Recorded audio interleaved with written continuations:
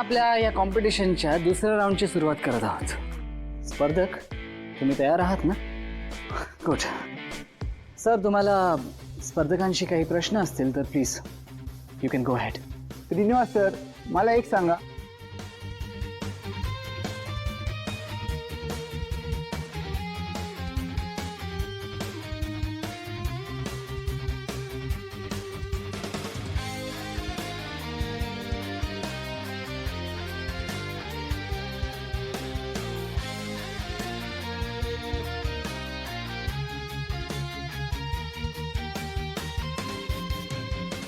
संतोषजी, हाच प्रश्न मी तुम्हाला विचारतो।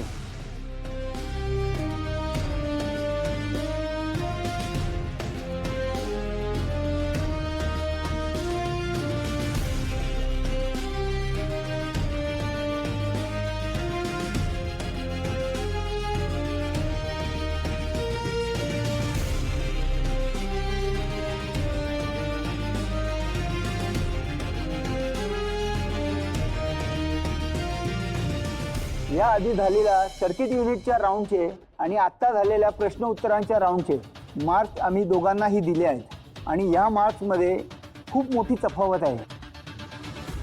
देवा, आत्तापर्यंत हे सगळ्या फेरींना अगदी धीराने सामोरे गेले, त्यांच्या पदरी यश दे।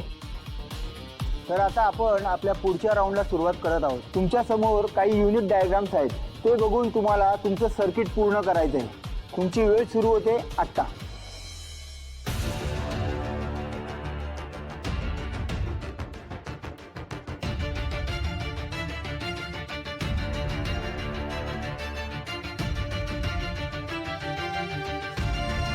अरे, हे तर तेच सर्किट आहे जे बाबांच्या फाईल मध्ये होतं।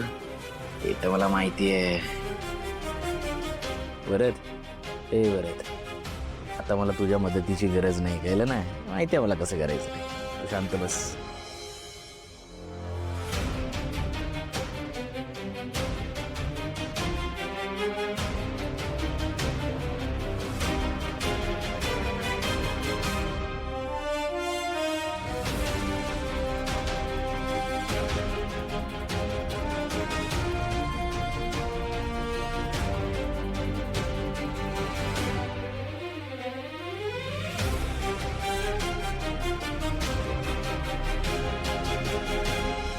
काय झालं मिस्टर दळवी?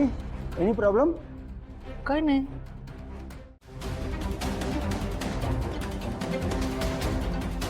तू आम्हाला काय म्हणाला होतास? आम्ही तुझ्या आईबाबांसारखे हात झटकणारे आहोत, पोकळ गप्पा मारणारे आहोत। मग काय चुकीचं बोललो मी? सांगतो काय चुकीचं?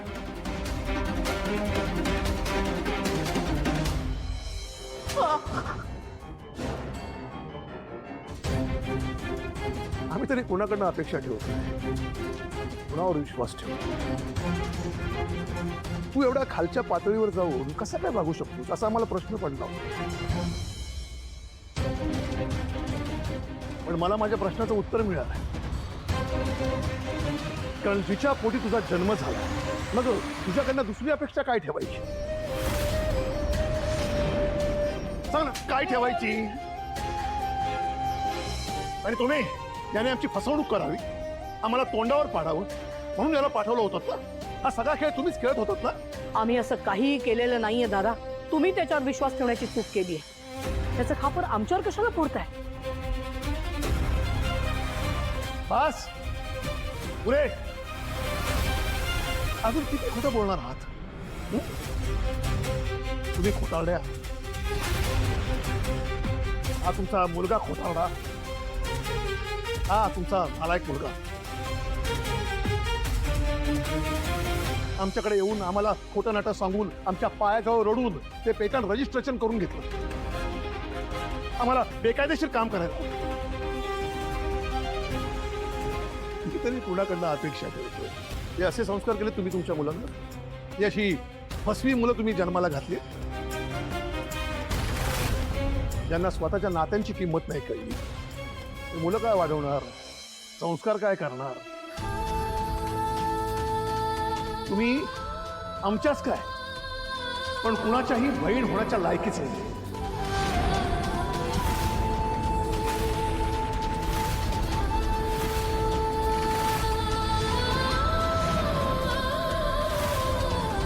बरं झालं 40 वर्षांपूर्वीच आम्ही तुमच्याशी संबंध तोडले. आज तर तुमच्या समोर त्याचा खरेपणा सिद्ध झाला. आज तरी शब्दांना आवर घालायची होती, पण ते कसं होणार? कारण 40 वर्षांपूर्वी जे घडलं ना, तो राग, ते द्वेष, त्या सगळ्याची जळमत साठली तुमच्या मेंदूवर. एकदा दूर सारा दादा. कदाचित तुम्हाला दिसेल की तुमच्या समोर जी माणसं आहेत ज्यांचा तुम्ही राहून राहून अपमान करता, ती आणि तेवढीच खरी माणसं आहेत तुमच्या आयुष्यात. आणि नात्यांबद्दल, संस्कारांबद्दल काय बोलताय तुम्ही दादा?